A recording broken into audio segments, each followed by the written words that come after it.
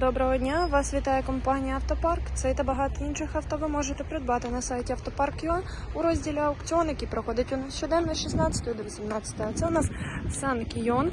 Автівка у нас 2010 року, 2.0 дизель, повний привід. Всередині у нас текстильний салон, електросклопідйомники, мультикермо, датчики світла та дощу, мінімальний пробіг в 95 тисяч, автоматична коробка перемикання передач, однозонний клімат, підігріви сидінь, бортовий комп'ютер. Також у нас присутній люк, салон у нас охайний, сидіння на механічних регулюваннях, позаду також електросклопідйомники. Доволі містке багажне відділення, парктроніки, автівка у нас офіційна, один власник, два ключики, технічно повністю обслужена, ніяких капіталовкладень не потребує, на хорошій гумі Йокохама. Тому якщо вас цікавить цей автомобіль, звертайтесь, місто Львів, вулиця Кільцева, 60. Також нагадую про те, що цей та багато інших авто ви можете придбати на сайті «Автопарк.ua» у розділі «Аукціон», який проходить у нас щоденно з 16 до 18.